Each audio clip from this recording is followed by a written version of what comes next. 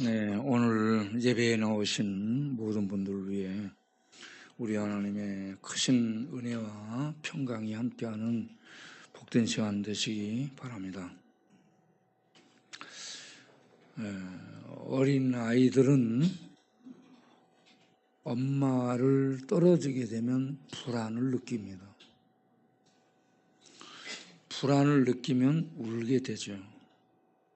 그래서 애들이 우는 것은 분리 불안 때문에 우는 겁니다. 여러분도 다 그렇게 울면서 태어났고 울면서 자랐습니다. 자기는 전혀 안 그런 척하지 마시기 바랍니다.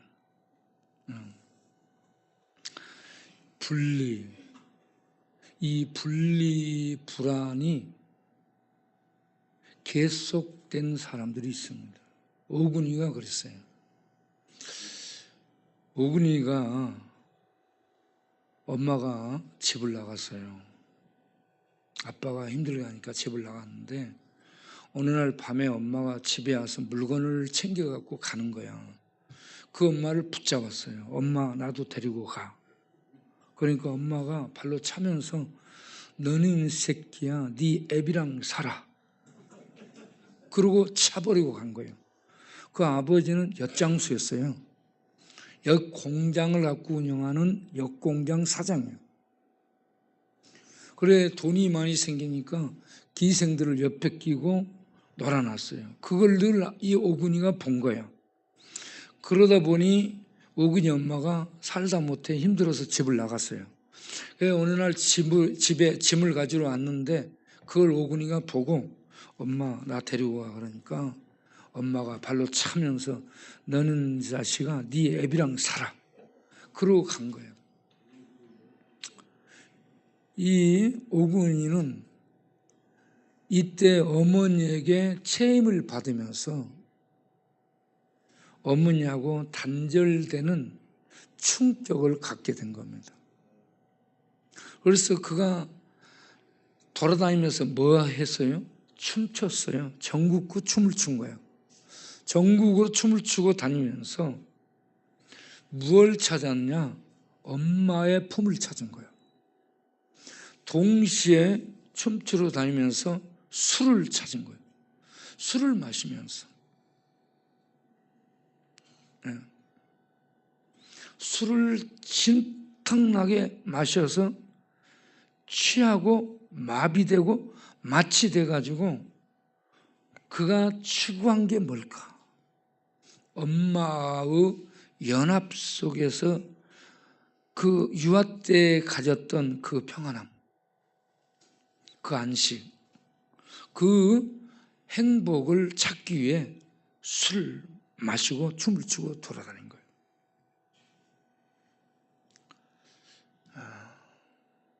도박을 하는 사람들도 마찬가지예요.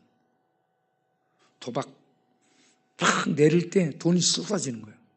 뭐가 막 생길 것 같아요. 거기에 딱 빠져 있으면은 이게 막 행복을 주는 것 같아요. 마약을 하는 사람들도 그렇습니다. 마약을 내가지고 황홀경에 들어가요. 캐나다 데보라정 목사님이 사역하는 그 헤이스팅스 거리에 가게 되면 전부 마약이에요. 마약하고 세상 모르게 행복해.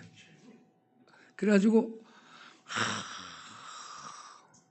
그냥 막 혼자의 황홀경 속에 들어가가지고 그 세계 속에 있어요.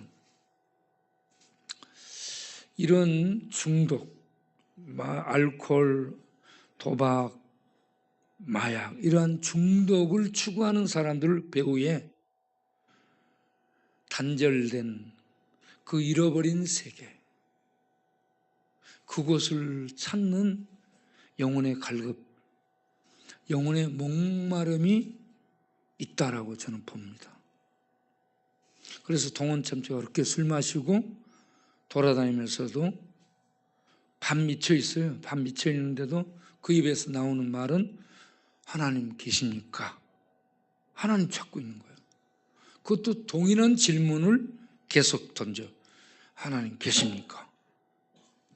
우리 아버지 천국 갔습니까? 예. 그러면 나는 왜 변태로 태어나게 했습니까? 이런 궁극적인 질문을 하는 거죠.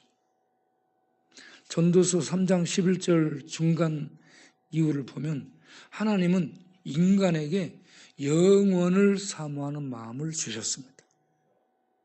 영원 세계, 신의 세계, 잃어버린 에덴, 생명의 나라 천국, 하나님과 함께 있던 영화로움, 그 본질, 근본의 세계를 잃어버렸어요. 인간은 아담으로 말미암아서 쫓겨났어요. 그래서 모든 인간은 신의 세계, 생명의 세계, 잃어버린 하나님의 나라, 그곳을 들어가고자 하는 갈망이 죽을 때까지 영혼 속에서 파동을 일으키고 있다고 저는 믿습니다. 이게 이 하나님을 찾음, 이게 몇 가지로 나타나요. 종교, 무속, 토템, 종교도 그걸 찾습니다. 그 하나님의 잃어버린 세계를 찾아. 철학, 사상, 많은 어떤 이 개념들이 전부 그것을 향해 있어요. 과학도 그렇습니다. 전부 그 세계를 찾는데 그 세계는 인간의 힘으로 들어갈 수 없도록 담장이 쳐져 있어요. 걸개가 쳐 있습니다. 인간의 이성, 인간의 과학, 인간의 철학, 인간의 애쓴 노력으로 들어갈 수 없는 경계선이 쳐져 있어요. 그런데 인간은 끝없이 노력을 해요. 이걸 종교성이라고 얘기하고 고상하게 표현하면 철학으로 얘기합니다. 그리고 이걸 또다시 표현하면 과학이라고 해요. 과학도 그걸 찾고 있어요. 그런데 인간은 찾을 수 없는데 그래서 이 사상가들의 도움을 받아 칸트의 도움을 받고 프로이드의 도움을 받고 카를 막스의 도움을 받고 그리고 니체의 도움을 받아서 하나님은 없다라는 전제 아래에서 권력을 추구합니다. 권력은 힘이에요. 힘과 이 힘을 갖고 이제 나아가려면 조직이 있어야 돼요. 신의 영역을 들어갈 수 없는 인간의 한계를 완전히 내려놓고 인간 세계 속에서 힘을 갖고 인간이 등극해야 돼. 신으로 등극하기 위해서 조직을 가져. 이게 정치입니다. 정치, 권력. 예? 그리고 또 다른 쪽에서는 돈을 가져요. 돈도 마찬가지입니다. 예? 그런데 이러한 돈과 권력, 그리고 요즘은 연예인, 이 예능 쪽에서 빛을 발해가지고 조명을 받으면서 그런 신의 영광의 자리를 맛보는 거예요. 그런데 이런 신의 세계에 들어갈 수 없는 이런 상황에서 권력 추구, 부를 추구, 예능과 빛을 추구하는 이런 인간으로 전락한 인간들이 세상을 주름 잡는데 거기에 미치지 못한 이제 다른 쪽에 있는 사람들은 마약, 알코올, 경마, 도박, 카지노, 퍼지노, 자빠지노 해가지고 완전히 언더그라운드 세계 속에 들어가. 예. 그래서 이 세계가 지금 종교 철학을 통해 신의 문을 끝없이 두드리고 있는 사람들이 있고 무속도 그렇고 이걸 이제 단념한 채로 정치, 조직, 돈, 부 그리고 예능 이런 쪽으로 해서 인간이 신이 돼서 빛을 받고 사는 인간 세계, 인간 왕국을 통해서 자기가 신이 되는 이러한 부류가 있고 이것이 아닌 쪽에서는 알코올, 마약, 병마, 도박, 카지노, 포르노 이런 쪽에 어둠에 잡혀서 그 세계에 빠져서 거기에서 자기 나름대로 어떤 황홀지경, 카타르시스를 추구하며 신의 세계를 들어가지 않고 그냥 자기 만족을 추구하는 이런 상태로 전락한 현상들이지 않을까. 제가 이렇게 이 시대를 이렇게 분석을 해봤습니다. 여러분, 에덴 동산에서 아담과 하와를 추방할 때 하나님은 결계를 쳐버린 거야. 경계선을 그어버렸어요. 인간의 입으로는 아무리 노력해도 들어올 수 없도록, 신의 영역 속에 들어올 수 없도록 막아버렸어요. 그런 다음에 하나님이 인간 세계 속에서 한 민족을 선택해, 아브라함, 곧 이스라엘 백성을 선택해가지고 그들에게 언약을 주고 그들을 언약 백성으로 삼고 하나님이 함께 하시는 증거로 성전 제도를 갖게 합니다. 성전은 이스라엘이 애굽에서 나와서 하나님이 광야 생활할 때 불기둥, 구름기둥으로 함께 하셨던 하나님의 실존의 현현을 성전 체제를 통해 그들 가운데 갖고 있도록 해서 하나님은 성전 속에 거룩한 존재로 임재해 계시고 하나님이 인간이 들어올 수 없는 하나님의 영역을 하나님이 가지고 인간 세계 속에 들어온 게 성전입니다.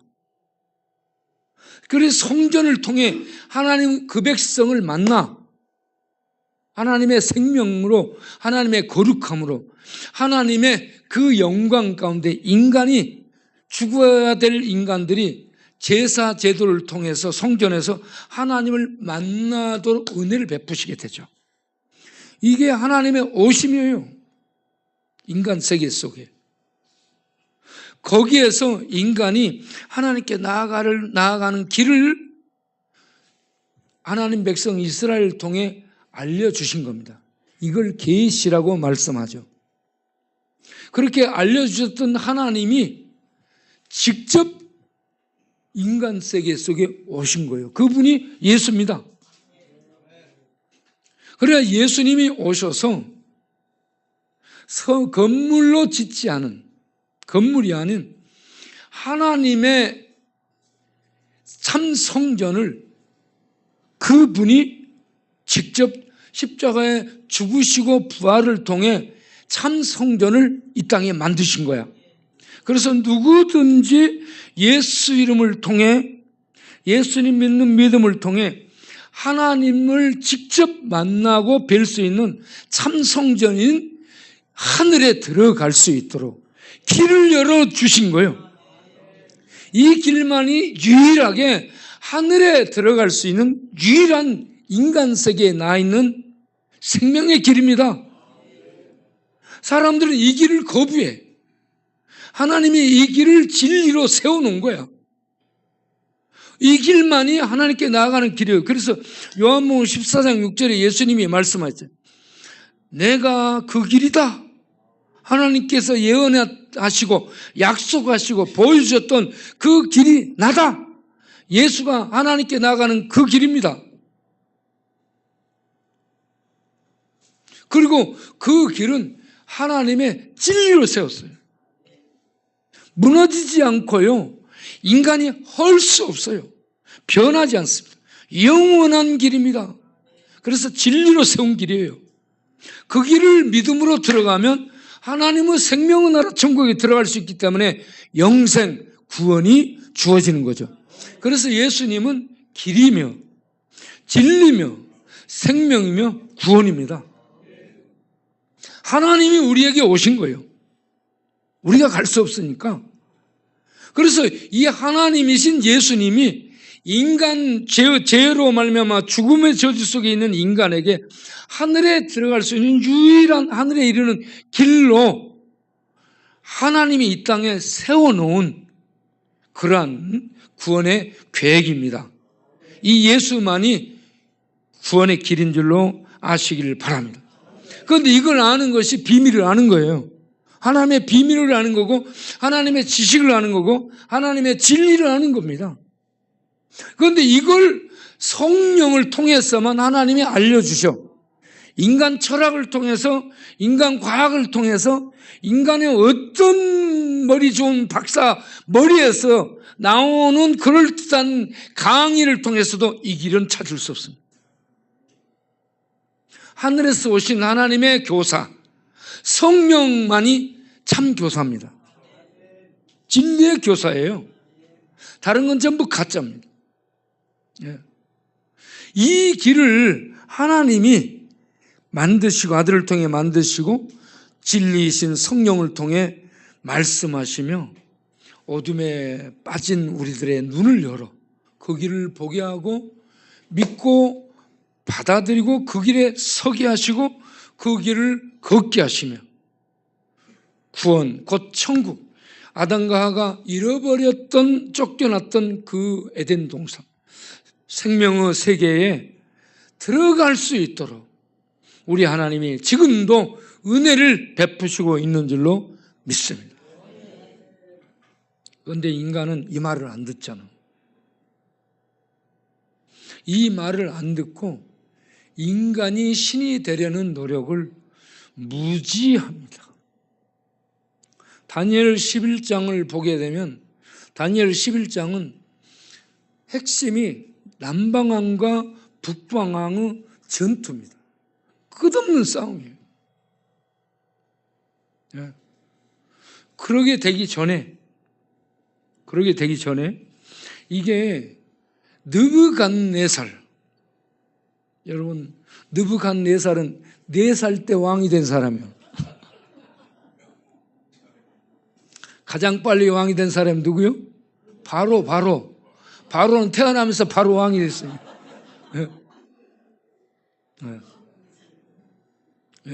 그리고요, 우리들의 시대에 이 신이 된 존재가 있어요. 히틀러는 저는 어떻게 이름을 이해하냐면 휘틀어버리는 사람. 휘틀어버려. 온 세상을 휘틀어버린 거예요. 히틀러도 자기가 신이 된 사람이에요. 이렇게 시대마다 신이 있는데 바벨론이 무너지고 바벨론의 메디아 파사 연합군 다리오와 고레스 2세가 연합해서 바벨론을 무너뜨리고 무혈입성합니다. 그래서 페르시아 제국시대가 돼.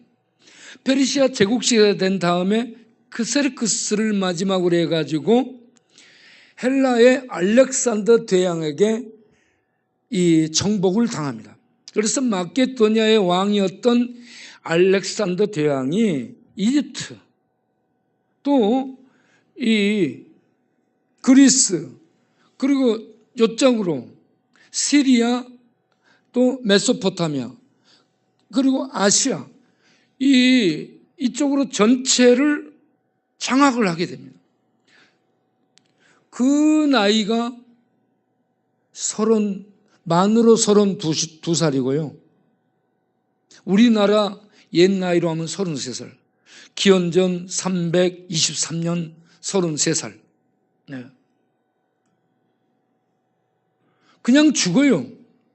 열병으로 죽었든지 장티푸스 걸려서 열병 알아서 죽었다는 얘기가 나옵니다.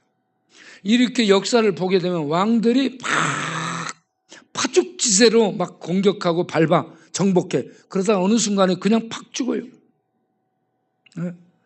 해신이라는 영화 한동안 나왔었죠. 장보고 맥없이 죽어요. 저 친구도 맥없이 죽을 것 같아. 밤에 많이 돌아다녀. 뭐 들고 막 예배당 가서 부시럭거려. 그래도 오늘 이렇게 양복 입고 나서 감사해요. 장무기 같아. 그래, 헬라의 알렉산더가요, 그렇게 파죽지세로 가는 데마다 점령을 해서 더 이상 정복할 땅이 없다라고 할 정도가 됐어요. 그런데 33살의 나이, 여기 33살 손 들어보세요. 아무도 없잖아요. 그 젊은 나이에 죽습니다. 그 죽는데 성경에 뭐라고 다 나와 있어요? 후계자도 없이 그의 자녀들이 뒤를 잇지도 못하고 그가 지명한 왕의 후계자가 세워지지도 못한 채로 죽을 거라고 했습니다. 그리고 그의 나라는 네 나라로 쪼개질 거라고 했어요. 그의 나라가 네 나라로 쪼개지는데 쪼개지기 전에 12장수가 치열한 각축전을 벌입니다. 대장이 죽었어요. 그래서 12장수들에 의해서 이 서로 권력과 영토 장악하기 위한 싸움이 벌어집니다. 그런 각축전이 벌어지다가 나중에 네 사람으로 압축이 돼서 나눠집니다. 그게 여기 나오는 사람들이에요. 시리아 쪽은 셀루커스 왕조가 차지를 해요. 이게 오늘 얘기의 주인공 북쪽입니다. 남쪽은 이집트입니다. 이집트와 팔레스타인을 차지하는데 프톨레미 왕조가 차지하게 됩니다. 그리고 마게도니아는 카산도, 이 사람이 알렉산더의 부인과 아들을 죽인 사람이에요. 그 후계자를 죽여버립니다. 그리고 리시마쿠스는 이 비두니아 소아시아 지역을 차지합니다. 이렇게 해서 이 판도가 쪼개져서 구성이 되는데 다른 사람들은 힘을 쓰지를 못하는 반면 이 시리아 쪽의 셀루쿠스 왕조와 이집트 쪽의 프톨레미, 이 두 왕조가 세력을 크게 떨치면서 오늘 다니엘 11장의 주인공들이 됩니다. 제가 이들의 역사를 보면서요, 한 5번 이상 싸움을 해요. 무지 싸움을 해요. 그거 먼 거리예요. 그래서 신의 세계를 추구하지 못하는 사람들은 권력, 땅 차지, 옛날에는 이거 인간 세계에서 신이 되는 거예요. 그래서 이 셀루커스 왕조의 제8대 왕인 안티오쿠스 4세 에피파네스가 등장을 하는데 그게 오늘 읽은 말씀입니다. 20절부터 보게 되면 거기에 그 왕위를 이을 자, 그가 압제자를 그 나라의 아름다운 것으로 두루 다니게 할 것이나 그는 분노함이나 싸움이 없이 몇 날이 못되어 망할 것이라 했어요. 안티오쿠스 4세의 형님 셀루쿠스 4세가 이렇게 힘없이 죽습니다. 그 부하 재무장관을 잘못 썼어요. 부하 재무장관, 그러니까 어떻게 되냐면 안티오쿠스 3세가 이 셀루쿠스 4세와 안티오쿠스 4세의 아버지야. 셀루쿠스 4세하고 안티오쿠스 4세는 형제간이에요. 그런데 안티오쿠스 3세가 이 애굽을 계속해서 공격을 해. 이집트를 공격해요. 그러다가 세력이 확장되면서 로마까지 로마 연안 섬을 공격해. 그러자 로마 쪽에서 로마군이 전투에 가담해요.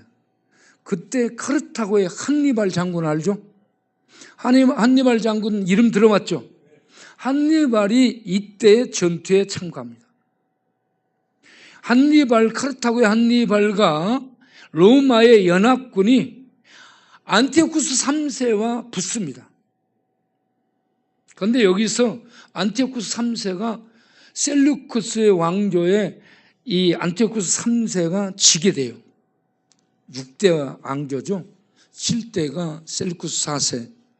그리고 8대가 안티오쿠스 4세니까. 이 셀루쿠스와 안티오쿠스 4세의 아버지가 안티오쿠스 3세인데 이 전투에서 패배해요. 그때가 기원전 190년입니다. 이때 전투에서 패배해서 많은 공물을 바치도록 강요를 받습니다. 그리고 벌모로 왕자를 로마로 보내야 했어요. 그때 간 벌모가 안티오쿠스 4세입니다. 이 친구가 로마에 가 14년 동안을 벌모로 있습니다. 14년을 벌모로 생활해요. 그러면서 로마를 파악합니다. 이때 벌모로 잡혀갈 때 안티오쿠스 나이가 몇 살이냐? 25입니다. 25살에 잡혀가. 그래가지고 14년 뒤에 형님이 셀루쿠스 4세가 아버지 안티오쿠스 3세는 전투에서 패배한 다음에 돌아와 죽어요. 말에서 떨어져 갖고 이게 병이 돼가지고 죽어. 그들을 위해서 셀루쿠스 4세, 안티오쿠스 3세의 아들이 이제 왕위를 이어받아서 그때의 로마에다가 많은 전쟁 패배 공물을 바쳐야 되는 거예요. 그 공물을 바치는데 그가 다스리는 영토 시리아, 그리고 그가 이 나중에 잠시 얻은 예루살렘의 이러한 지배력까지 확대해서 시리아 전 지역의 신전들과 예루살렘의 성전의 기물들까지 공물로 바치도록 거두는 일을 하게 돼요. 네. 이때에 많은 여기저기서 민중들의 반발이 발생합니다. 소요가 일어납니다. 데모가 일어납니다. 이런 데모 때문에 재무장관으로 이 모든 것을 일 맡아서 했던 헨리 오도루스, 여러분 잘 써야 돼요. 장군을. 여기 보면은 장군들의 반란과 데모로 왕들을 죽입니다. 수없이 죽여요. 수없이. 죽이고 죽는 이런 전투, 그래서 사람들을 볼 때 이 사람이 반란을 일으킬 사람인가 아닌가? 점을 봐야 돼, 점을. 여러분, 세상은 그렇게 갑니다.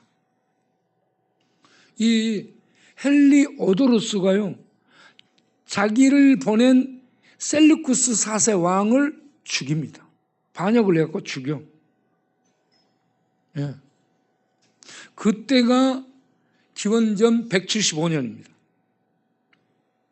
그래서 25살에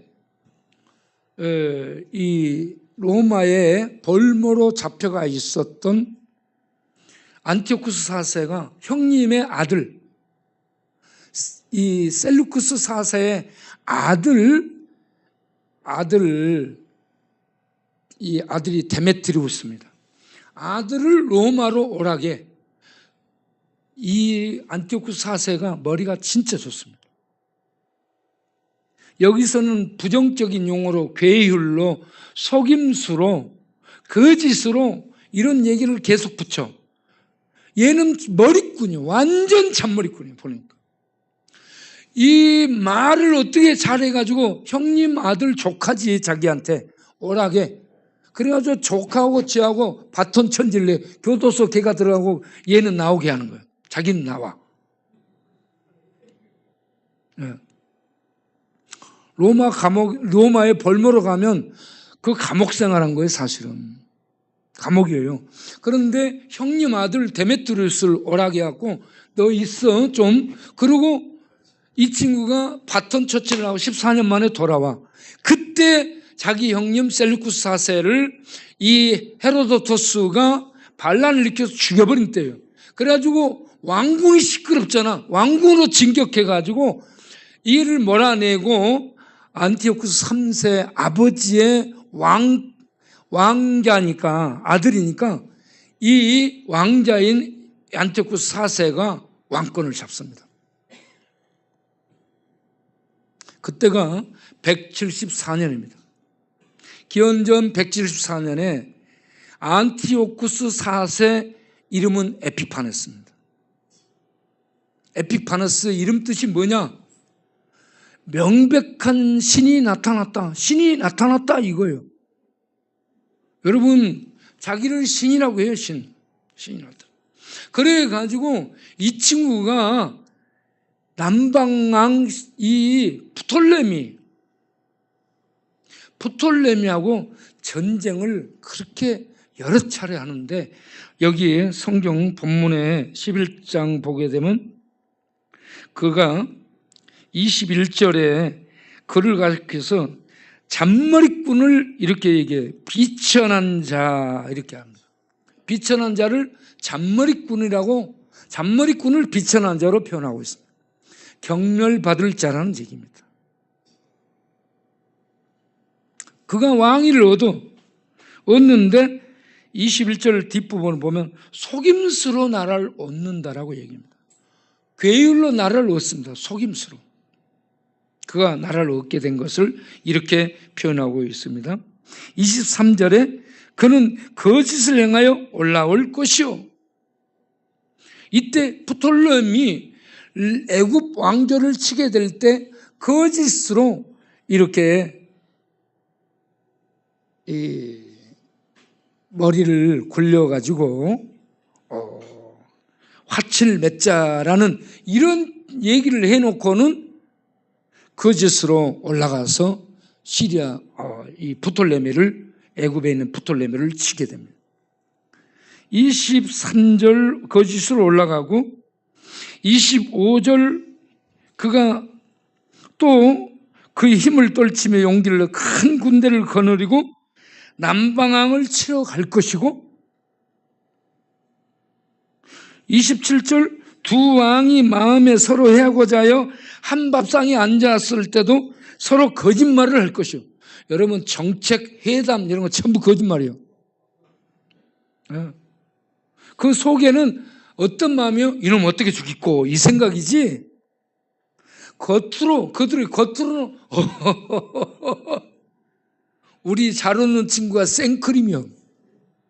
생크림이 얼마나 잘 웃어요? 생크림이 늘 웃어요. 어제 나 만났더니 5,000원을 주는 거야. 야, 헌금하려면 좀 10,000원짜리 배추잎도 하고 그러지. 있어. 그런데 5,000원.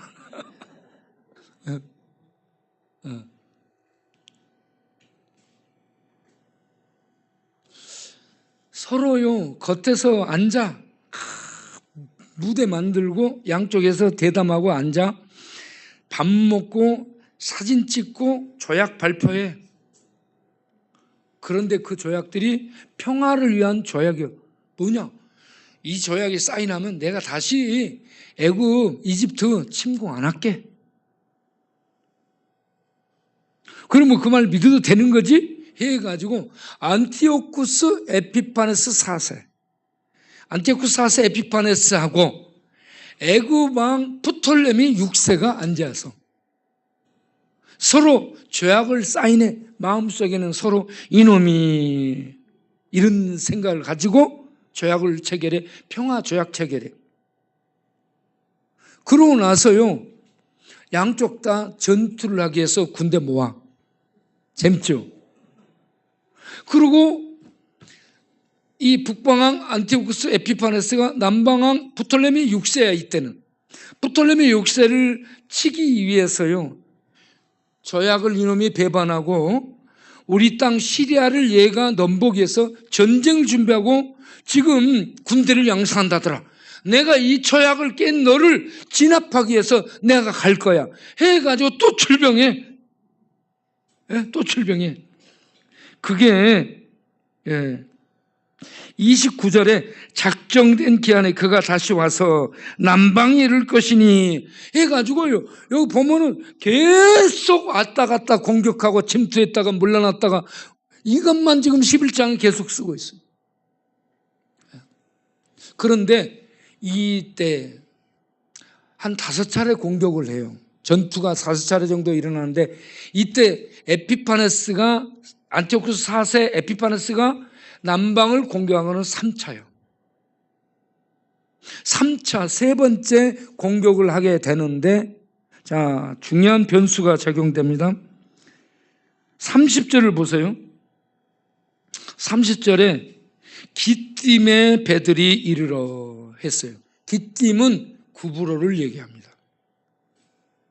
구브로를 쿠프로스, 사이프러스 이런 식으로 얘기하는데 구브로는 로마 영역이야. 그래서 로마의 군대 이 배들이 이 프톨레미 멤피스를 공격한 다음에 알렉산드리아를 4마일 앞에 두고 있는데 로마의 군함 이 바다에 이 해군들이 배를 타고 이 안티오쿠스 4세에게 이르게 된 거예요. 그래가지고 이 안티오쿠스 이 4세 에피파네스는 로마에서 14년 동안 있었잖아. 로마를 잘 알아. 얼마나 로마가 강한 줄 알아. 그 로마가 이 남방왕 프톨레미의 지원군 요청으로 전투에 개입을 하게 된 거예요.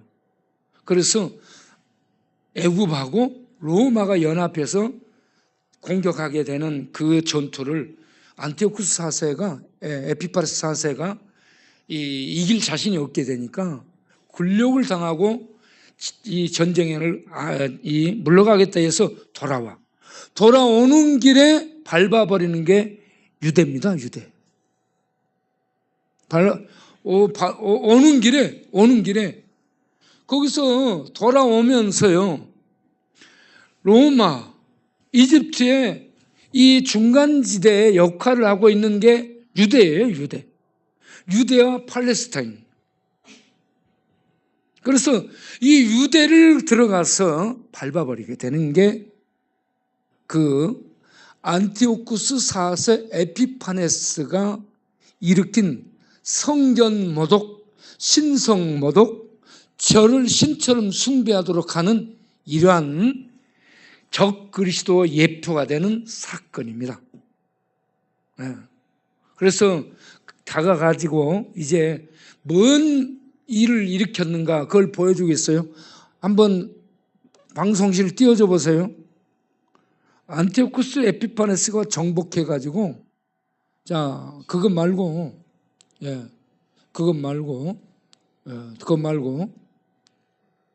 자 헬라와 정책을 발표하는 이때가 167년 12월 16일입니다. 헬라와 정책을 발표해요. 그러면 뭐라고 얘기하냐? 거룩한 언약을 박살 밟아버리고 하나님의 언약을 박살 밟아버리고 안식일 지키지 마라. 율법 지키지 마라. 매일 번제는 아침과 저녁에 드리는 거예요. 상번제라고 일상번제. 번제 드리지 마. 애들 태어나면 할례를 행하거든요. 하나님의 언약 백성의 표시. 할례 행하지 마. 그 다음 보겠어요. 그 다음에 성전에다가 신상을 세워요. 그 신상이 제우스 신상입니다. 헬라 세계에서 섬기는 제우스를 신상을 만들어 세워. 그래 놓고 그 앞에 번제단에다가 여러분 번제단에 제사장의 도움을 받아서 제사 드릴 자들이 양과 소를 가지고 와서 거기서 불태워 하나님께 드리는 거룩한 제단인데 거기에다가 돼지를 갖다 놓고 제사를 드리게 해요. 돼지 고기를 먹게 만드는 거예요. 돼지 고기를 먹고. 그리고 대제사장을 교체합니다. 요수와 야손이라고 나와. 여호수아를 일반 이 역사에는 야손으로 되어 있는데 이 여호수아가 돈 주고 제사장이 된 사람이에요. 안티오쿠스 4세 에피파네스에 돈 주고 제사장이 됐어요. 그런데 여호수아의 이 심부름으로 간 메넬라우스라는 이 친구가 에피파네스에게 돈으로 흥정합니다. 내가 여호수아 쟤보다 돈을 더 많이 줄 테니까 나를 대제사장에 임명해 주라. 그래? 그래가지고 이 돈을 더 많이 주는 메넬라우스를 대제사장으로 임명을 해. 야손을 제껴버리고. 재밌죠? 돈으로 되는 거야, 돈으로. 돈과 권력으로 되는 거야. 예. 자, 그 다음을 또 보겠어요. 그 다음에 자기를 신격화시킵니다. 이게, 어디에 몇 장에 나오냐, 몇 절에 나오냐, 36절부터 39절 사이, 36절부터 39절 사이에 자기를 신으로 숭배, 자기를 뭐라고 해요? 모든 신보다 더 크다라고 얘기합니다. 36절, 38절. 그 왕 에피파네스 이놈이 자기 마음대로 자기를 높여갖고 스스로를 높여서 모든 신보다 크고 그리고 신들의 신보다 더 크다. 신들의 신은 하나님을 얘기하는 거예요. 예. 보세요. 모든 신보다 크고 신들의 신보다 더 크다. 이렇게 자기를 높여. 예배를 다 마칠 때까지 가지 말 것. 예배를 마치지 않고 가는 결혼식 하다 나간 거나 마찬가지예요. 이렇게 해서 성전 제사를 무너뜨립니다. 성전을 봉쇄하거나 그런 것이 아니야. 가서 드려. 제사는 드려. 그런데 너희 신한테 하지 말고 제우스한테. 그리고 양 잡아서 하지 말고 돼지도 잡아 해도 똑같아. 돼지나 뭐 짐승 똑같은 거야. 돼지 잡아 드려. 여러분, 양은 예수를 의미합니다. 예수로만 하나님 앞에 나아갈 수 있어요. 성전에. 이 모든 길을 무너뜨리고 파괴시켜버린 이 적대자가 안티오쿠스 4세 에피파네스입니다. 예. 그러고 나서 뭐라고 선포를 했냐? 매월 25일은 제우스 앞에 제사를 돼지고기로 드리되 제우스를 숭배하는 것이 나를 숭배하는 것으로 그렇게 숭배를 해야 돼 해가지고 제우스와 자기를 동일시하면서 자기를 신으로 숭배하도록 매월 25일 숭배하는 날을 정했어요. 도미티아는 매월 첫날을 황제 숭배, 자기 숭배하는 날로 정했어요. 로마의 도미티아는. 이거는 헬라어고요. 그리고 헬라 시대의 다음이고 이 다음에 이 시대가 지나면 로마 시대가 와요. 로마 기띔에 배를 타고 로마가 거기에 참전하고 있잖아요. 로마가 서서히 부상하고 있는 상태예요. 얘들은 이제 이렇게 해서 기울어지게 돼. 이때에 우리 중요한 말씀, 오늘 읽은 말씀 중에 32절을 보면 언약을 배반하고 악행하는 자를 속임수로 타락시켜 언약을 지키지 못하게 하고 하나님을 숭배하러 나오는 자들은 전부 병사들을 세워놓고 죽였어요. 그때 죽임을 받은 사람이 약 10만 명 정도 된다라고 역사가들은 전하고 있습니다. 이때 이걸 참지 못하고 들고 일어난 사람 마캅입니다. 마캅이라는 이름은 망치라는 얘기예요. 망치에서 온 마카비는 막 까버려 이런 뜻이에요. 마카비 한번 해요. 마카비. 망치예요. 망치. 그 뜻이 망치. 망치 들고 막 까버린다는 얘기예요. 우리 영진이가 그런 얘기를 많이 하는데 네, 막 까버린. 이 마카비가 174년에 들고 일어나 도저히 이 안티오쿠스 이놈이 성전 제사 못하게 하고 완전히 지를 신으로 섬기고 제우스를 신으로 섬기라, 이렇게 신을 모독해. 그때에 들고 일어난 하나님의 백성들을 가리켜서 뭐라고 했냐?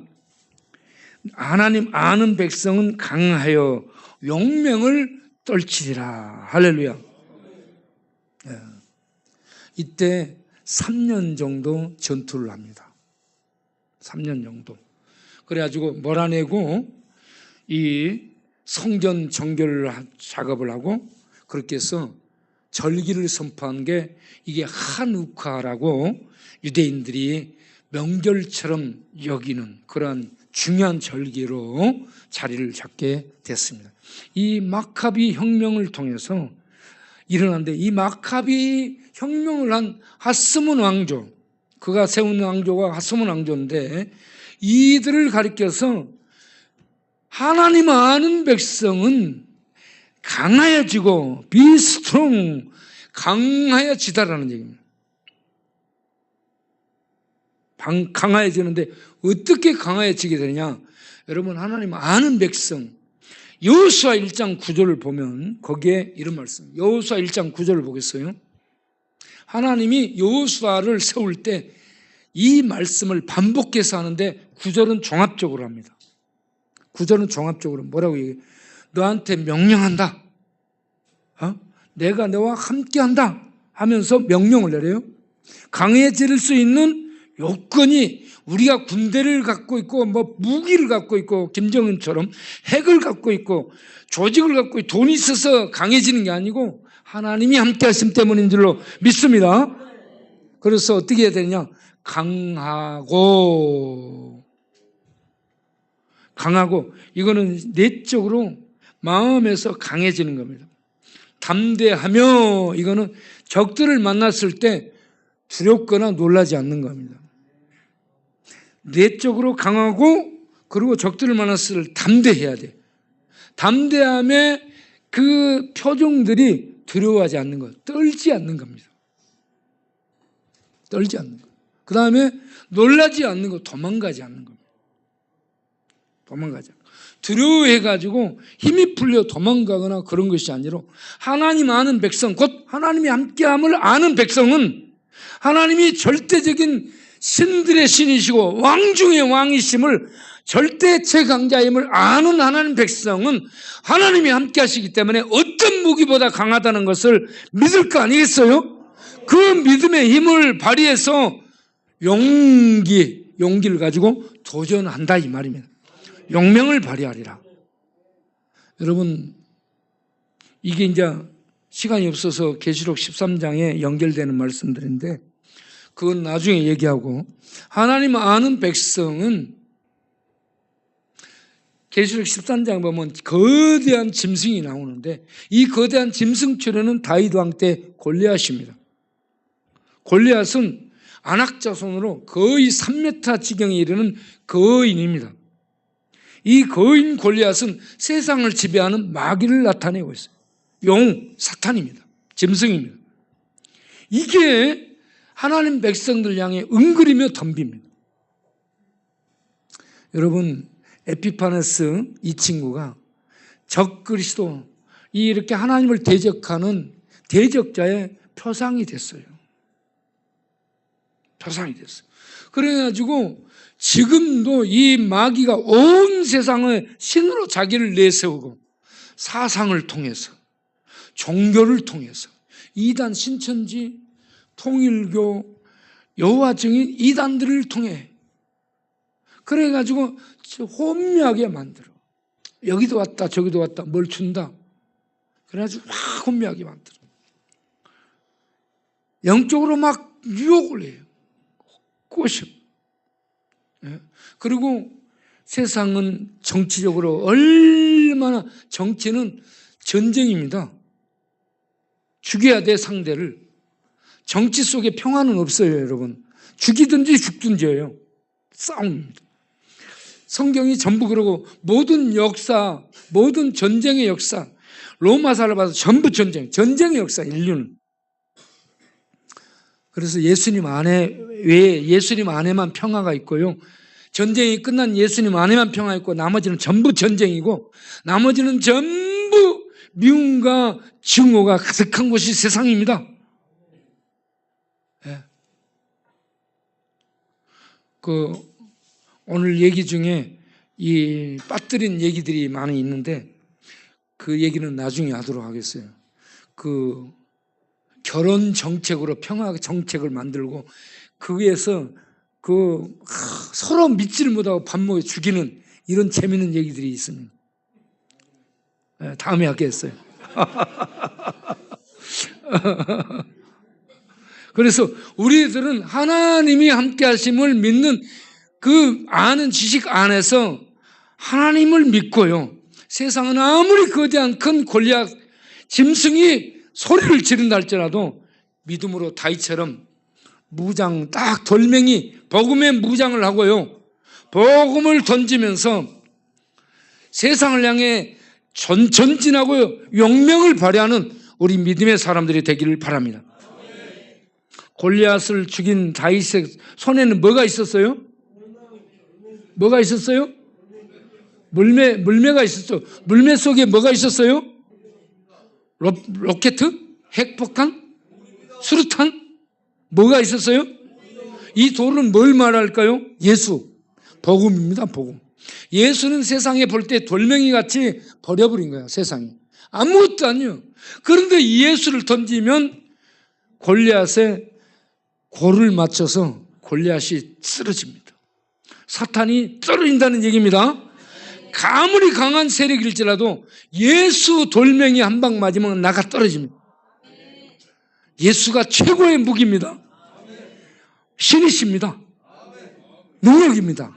이 예수를 던지는, 예수를 전하는, 그래서 예수를 통해 하나님의 통치가 이루어지도록 하는 이런 믿음으로 사는 용명을 발휘하는 우리 모든 성도님들이 되시기를 바랍니다.